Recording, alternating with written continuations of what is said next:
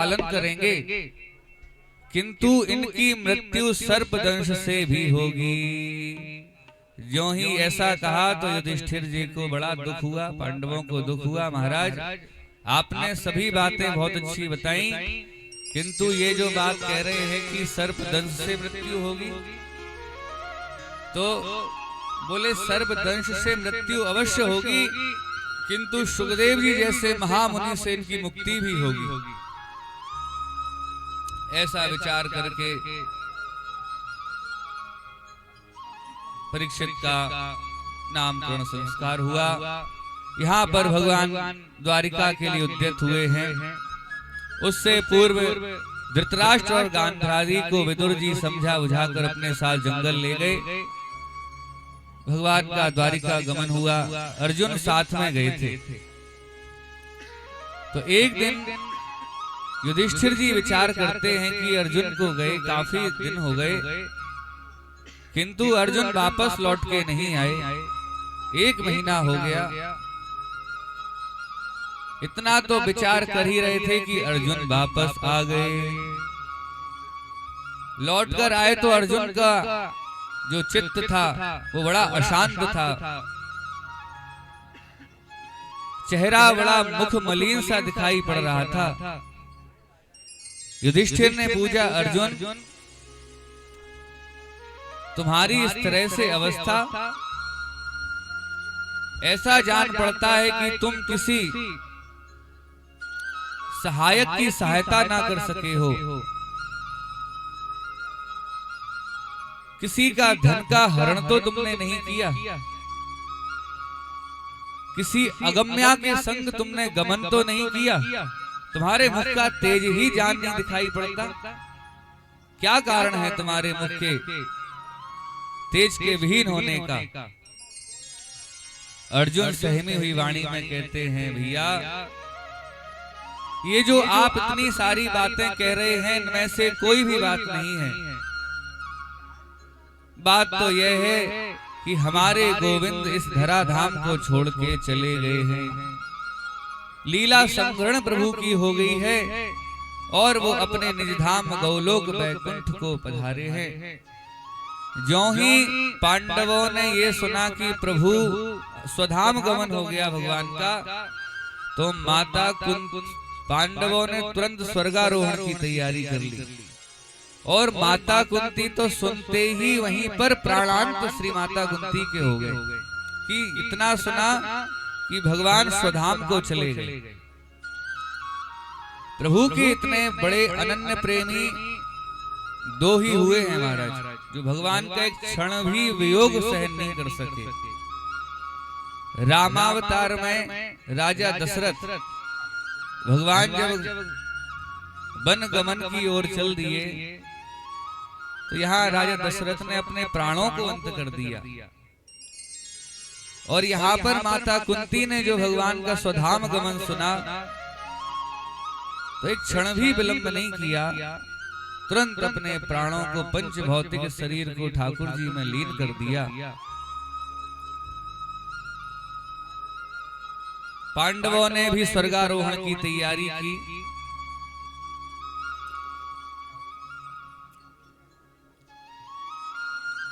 स्वर्ग की ओर चले जा रहे हैं। बद्रीनाथ धाम में स्वर्ग की सीढ़ियां हैं, ऐसा वहां का भाव है। जहां से पांडव ऊंचे गए थे, उन सीढ़ियों से चढ़ के पांडव लोग स्वर्ग की ओर चले जा रहे हैं।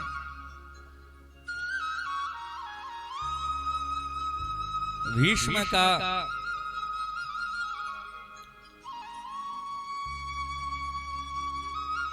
पतन हुआ है। उस बर्फ में भीष्म पिघले हैं। भीष्म को अपने भोजन का ही मान था, अपने बल का ही मान था, इसलिए स्वर्ग जाने से पहले ही इनका शरीर पिलक गया था उस बर्फ से। अर्जुन को अपने गांडीव का मद था, इसलिए भी अर्जुन स्वर्ग नहीं जा सके। नकुल सहदेव को अपने ऐश्वर्य, अपने सुंदर सौंदर्य का बल था, अभिमान था, इसलिए वो स्वर्ग नहीं जा सके। द्रौपदी भी स्वर्ग नहीं गई। द्रौपदी भी पांचों भाइयों में से अर्जुन से ज्यादा प्रीति किया करती थी, इसलिए इस अपराध के कारण वो स्वर्ग नहीं गई। अब तो महाराज अकेले ही युधिष्ठिर जी जाते हैं स्वर्ग की ओर। सुंदर स्वर्गारोहण पांडवों ने किया है, क्योंकि देखिए अर्जुन जब द्वारिका से लौट रहे थे तो वो ही बाण थे अर्जुन के, लेकिन फिर भी ब्रजांगनाओं की रक्षा नहीं कर सके। क्यों? क्योंकि समय चला गया। समय क्या है? बोले ठाकुर जी तो समय है। जब ठाकुर जी ही चले गए तो फिर बल किसमें रह जाएगा? ये पत्ते भी ये फूल भी उनके बल से महकते हैं, ये नदियों में जल भी उनकी ही कृपा से है, ये चंद्र सूर्य इत्यादि जो हैं ये उन्हीं के प्रकाश से प्रकाश होते हैं। तो आज जब भगवान चले गए, मनुष्य नहीं बलवान रे, समय होत बलवान, भीलन लूटी गोपिका, भी अर्जुन बेईमान। समय बहुत बड़ी वस्तु है मेरे भागवत प्रेमियों। समय साक्षात ब्रह्म है। जो समय का सदुपयोग करते हैं वही जीवन में भगवान की प्राप्ति भक्ति को प्राप्त करते हैं। और वास्तव में और है क्या संसार में? संसार तो सिर्फ फंसाने वाला ही है। और ठाकुर जी के जो चरण हैं, हम लोग भगवान से प्रार्थना करते हैं गर्भ में, हे प्रभु कृपा करो हम निकलते ही आपका भजन करेंगे, किंतु भूल जाते हैं, नहीं करते भजन। यहाँ आके फिर से वही नोट गिनने में लग जाते हैं, फिर से आके वही माया मोह में पड़ जाते हैं, फिर से आके अपने उन्हीं नेमी प्रेमियों में उन्हीं बंधनों में पड़े हम रहते हैं, लेकिन फिर भी अपने जीवन को सार्थक नहीं करते, जीते जी। बड़ा सुंदर भाव आगे है कि राजा परीक्षित ने जब राज्य को संभाला तो एक दिन अपने राज्य का निरीक्षण करने के लिए श्री राजा परीक्षित घोड़े पर सवार होकर, मेरी प्रजा प्रसन्न है या दुखी है ये राजा का कर्तव्य होता है, इस निरीक्षण को करने के लिए राजा परीक्षित राज्य में भ्रमण करने गए हैं। वहां पर क्या देखते हैं कि एक बैल है जो अपनी एक टांग पर खड़ा हुआ है, बाकी उसकी तीनों टांग टूटी हुई हैं,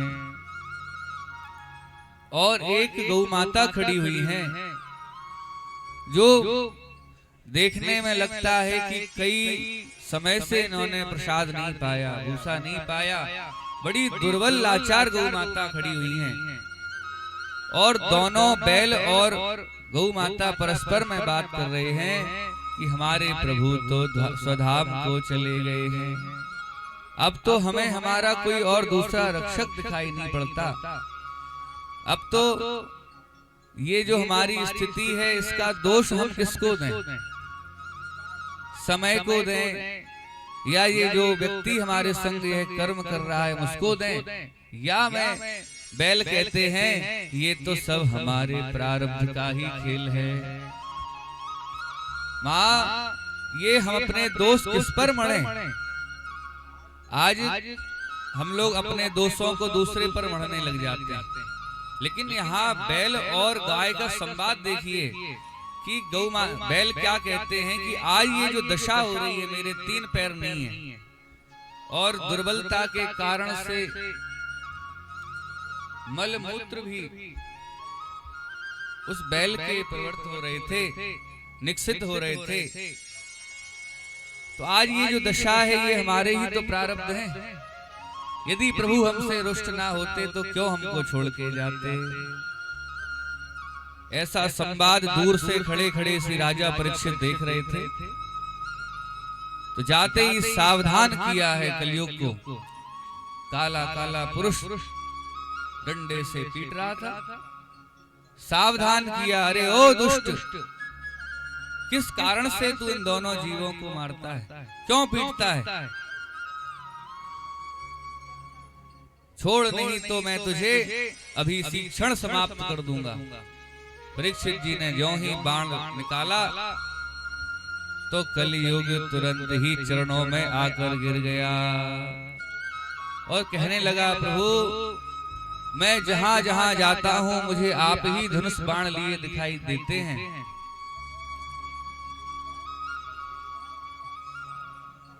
मेरे बड़े भैया का नाम है सतयुग, मेरे मंझले भाई का नाम है त्रेता, और मेरे तीसरे नंबर के भाई का नाम है द्वापर, और मैं ब्रह्मा का सबसे छोटा पुत्र कलियुग हूं। प्रभु आप मुझे मारते हैं, मुझ में तो बड़ी विशेषताएं हैं, आप मुझे क्यों मारते हैं? परीक्षित कहते हैं कि तुम में क्या विशेषताएं हैं बताओ। कलयुग योगिना यज्ञ ज्ञाना, कलयुग योगिना यज्ञ ज्ञाना, एक आधार श्री राम गुण गाना, एक आधार राम गुण गाना। कलयुग केवल हरि गुण गा, कलयुग केवल हरि गुण गा, कलयुग केवल हरि गुण गा, कलयुग केवल हरि गुण गा। ओ श्री राम जय राम जय जय राम, श्री राम जय राम जय जय राम। हे महाराज, मुझ में एक बड़ी विशेषता है कि मैं कलयुग में केवल भजन से ही जीव को तृप्त कर देता हूँ। मुझे मेरे समय में आपको योग समाधि करने की आवश्यकता नहीं है। कलयुग योग न यज्ञ न ज्ञाना, एक आधार श्री राम गुण गाना। केवल भगवान का जो नाम मेरे युग में ले लेता है, मैं तब भी उसको ग्रसित नहीं करता हूँ। मैं उसका ठाकुर जी के द्वारा उसका कल्याण हो जाता है, मैं उसमें हस्तक्षेप नहीं करता हूँ। कलयुग ने कहा कि यदि ऐसी बात है तो हम तुम्हें छोड़ते हैं। तब कलयुग कहता है, प्रभु अब आप तो मुझे छोड़ दे रहे हैं, किंतु मुझे रहने के लिए स्थान दीजिए, क्योंकि आपकी कृपा से तो मैं कहीं रह ही नहीं सकता हूँ। जहां जाता हूँ आपका दर्शन होता है। तो राजा परीक्षित ने 4 चीजों में कलयुग को बास किया।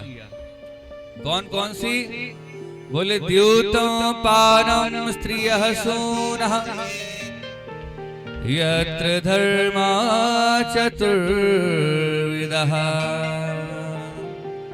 द्यूतं पानं स्त्रियः सूनः, जहाँ पर शराब पी जाती हो, जहाँ पर व्यभिचार किया जाता हो, जहाँ पर मदिरा पान किया जाता हो, और स्त्रियां सूना, जहाँ पर बाजारू स्त्रियां रहती हों। ऐसे 4 स्थान कलयुग के लिए रहने के लिए परीक्षित ने दे दिए। अब तो पुनश्च याचमानाय जात रूपम मदाधु प्रभु, पुनः याचना करने लगा। कहने लगा कि प्रभु ये तो आपने मुझे बड़े सुंदर स्थान दे दिए हैं, लेकिन एक और मुझे, मेरा परिवार बहुत बड़ा है, कुछ ऐसा स्थान है जहां पर मैं अपने परिवार के सहित प्रसन्नता से रह सकूं। तब परीक्षित ने 5वां स्थान सोने में दिया है। जब सोने में स्थान दिया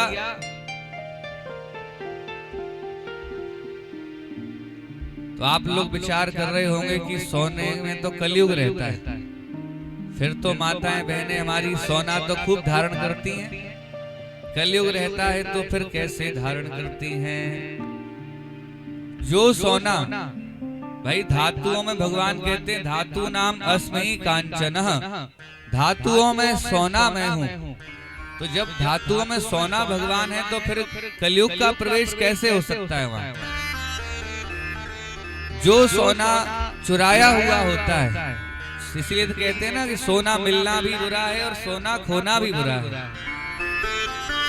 तो जो सोना चुराया हुआ होता है उस सोने में कलयुग का वास होता है।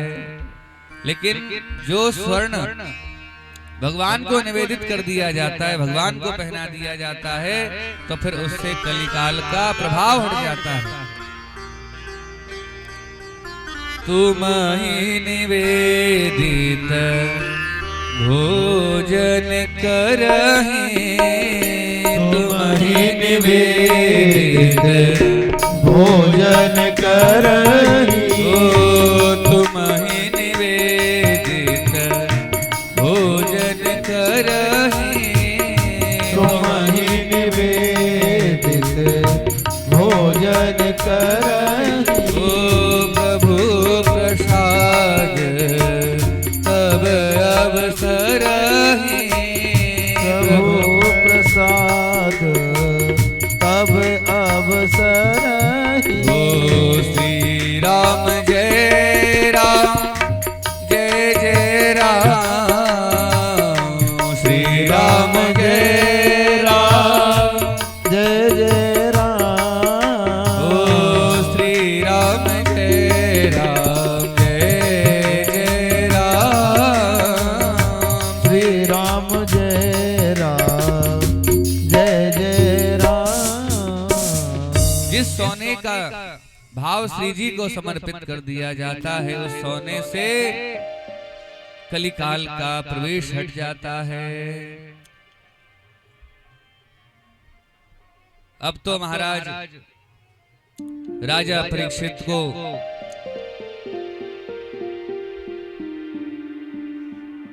दिग्विजय के लिए जाना था। अपने कोषागार से एक मुकुट को निकाला, जो मुकुट जरासंध का था।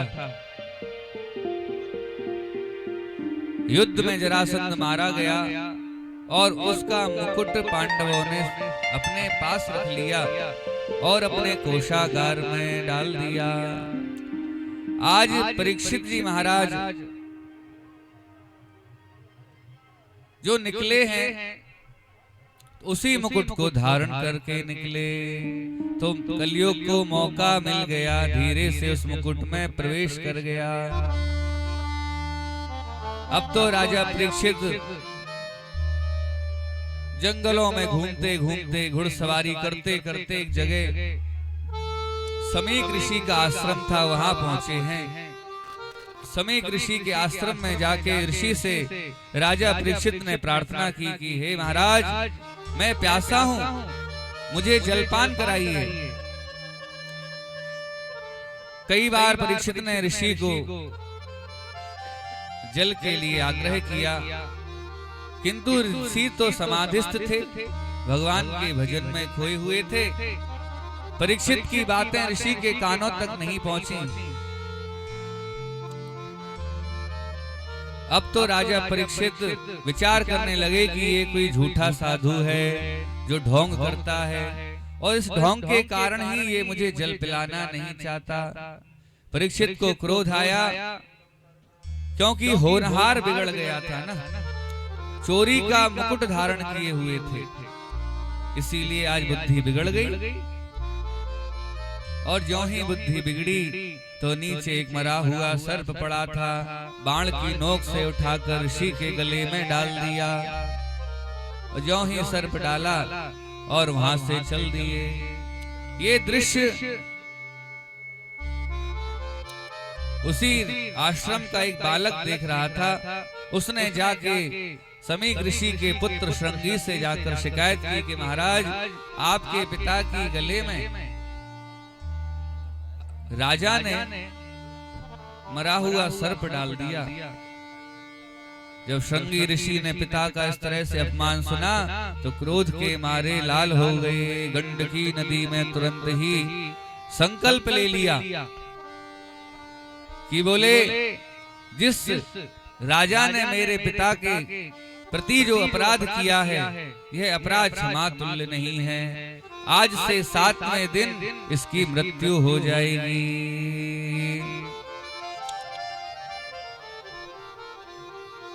अब तो महाराज मृत्यु का श्राप दे डाला और अपने पिताजी के पास श्रृंगी ऋषि आए हैं। आकर के कहते हैं कि पिताजी, पुत्र की आवाज सुनकर श्री समीक ऋषि की समाधि टूटी और कहते हैं, हाँ पुत्र, क्या बात है। पिता की गोदी में जाकर बैठ जाते हैं और कहते हैं कि पिताजी, जिस भी व्यक्ति ने आपका अपराध किया है, मैंने उसको दंड दे दिया है। आज से 7वें दिन परीक्षित की मृत्यु हो जाएगी। क्यों? क्योंकि उसने आपके गले में मरा हुआ सर्प डाला। अब तो ज्यों ही समीक ऋषि ने सुना कि राजा को श्राप दे दिया, बड़े दुखी हुए महाराज। पुत्र को गोदी से उतारकर नीचे फेंक दिया। कहा कि अरे पुत्र, तूने ये क्या किया? आज के बाद से तो कोई हमारे लिए धर्मनिष्ठ राजा ही नहीं रहेगा। इतना कृपालु दयालु राजा तो अब दोबारा होने वाला ही नहीं है। ये तूने क्या कर डाला? बड़े दुखी हुए हैं महाराज समीक ऋषि और अपने यहाँ से एक छात्र को बुलाकर राजा परीक्षित को सूचना भिजवाई है कि मेरे पुत्र ने आपको श्राप दिया है, आप कोई उपाय कर लें। अब तो महाराज बालक दौड़ता हुआ राजा परीक्षित के पास पहुंचा और सारी बात कह डाली। परीक्षित ने विचार किया, अहो, मुझसे ये कितना बड़ा निंदित कर्म हो गया। महीपति स्थित तत्कर्म गर्हम् विचिन्तयन्नात्मकृतं सुदुर्मनाः अहो मया नीचमनार्यवत् कृतं निरागसी ब्राह्मणि गूढ़ तेजसी। अरे मुझसे ये कितना बड़ा निंदित कर्म हो गया कि मैं उन ऋषि को पहचान नहीं सका। जरूर वो कोई ऋषि अपनी माया को छुपाए हुए होंगे। मैं राजा, मैं इसी का अधिकारी था। कोई भी प्रभुता पाके ऐसा ही निंदित कर्म कर बैठता है। को अस जन माया जग माही, को अस जन माया जग माही, को अस जन माया जग माही, को अस जन माया जग माही। प्रभुता पाही जाहि मद नाही, प्रभुता पाही जाहि मद नाही। श्री राम जय राम जय जय राम, श्री राम जय राम जय जय राम, श्री राम जय राम जय जय राम जय जय जय जय राम, श्री राम जय राम जय जय राम, श्री राम जय राम जय जय राम, श्री राम जय राम जय जय राम। राजा को बड़ा पश्चाताप हुआ और विचार करते हैं कि मेरे ही कर्म से ऐसा हुआ है। मैंने ही प्रभुता का गलत उपयोग किया। मुनि शाप जो दीना अति भल कीन्हा, परम अनुग्रह मैं माना। बड़ा अच्छा किया, बड़ी कृपा की। क्रोधोपि देवस्य वरेण तुल्यं। संत महापुरुषों का क्रोध भी वर के समान हो जाता है महाराज। आज यहाँ पर राजा परीक्षित गंगा के किनारे पहुंचे हैं। वहां पर तमाम ऋषि महर्षियों से जैसे ही परीक्षित को देखा तो बड़े बड़े ऋषि परीक्षित के कल्याण के लिए वहां पहुंचे हैं। कौन कौन से ऋषि पहुंचे? हाँ जी, अत्रि वसिष्ठस्य वनस्य गौतमो शरद्वानरेष्टनेमिर्भृङ्गिराश्चः। अत्रि ऋषि पहुंचे हैं, वशिष्ठ ऋषि पहुंचे हैं, च्यवन ऋषि पहुंचे हैं। सभी से प्रार्थना की है महाराज कि जो शीघ्र मरने वाला है, जो 7 दिन में मरने वाला है, वो क्या करे। सभी ऋषि महर्षि परीक्षित की बात को सुनते, शास्त्र पुराण वेदों से उत्तर भी देते, किंतु शांतिजनक उत्तर किसी के पास नहीं था। प्रार्थना करके श्री परीक्षित जी महाराज उत्तर की ओर मुंह करके बैठ गए हैं और विचार करने लगे हैं।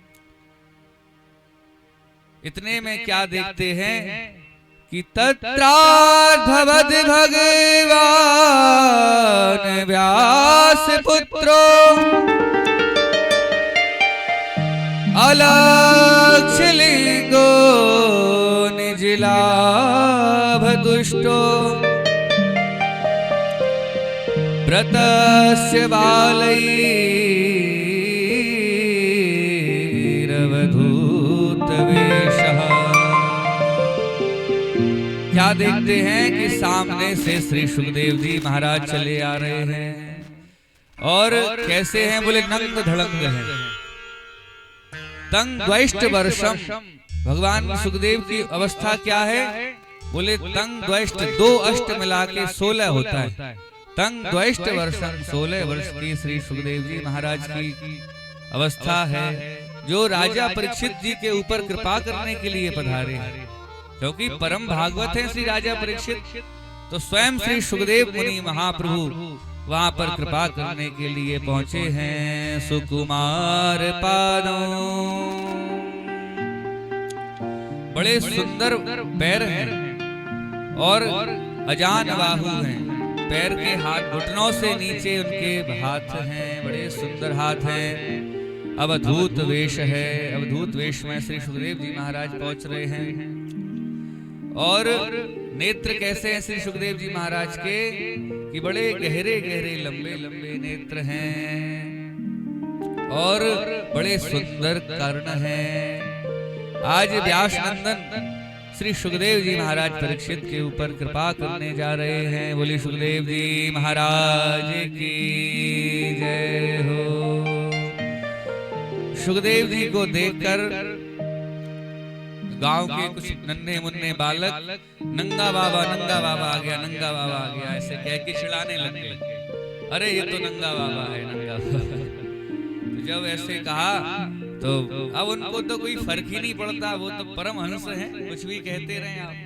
लेकिन जैसे ही बालकों ने देखा कि राजा भी बैठा हुआ है तो 9 तो 11 हो गए, भाग गए वहां से। भाई जहां राजा बैठा हो। तो अब यहाँ पर श्री परीक्षित के ऊपर कृपा करने के लिए श्री सुखदेव जी परीक्षित जी के समीप गए हैं। परीक्षित ने बड़े आदर से श्री सुखदेव जी को आसन दिया, बिठाया, विधिवत पूजन किया है। और पूजन करने के बाद अपना प्रश्न श्री सुखदेव जी महाराज ने रखा है। श्री सुखदेव जी का पूजन हुआ है। थोड़ा सा ओ हरि की कथा सुनाने वाले, गोविंद दर्श कराने वाले, हरि की कथा सुनाने वाले, गोविंद दर्श कराने वाले, तुमको लाखों प्रणाम, तुमको लाखों प्रणाम, तुमको लाखों प्रणाम, तुमको लाखों प्रणाम।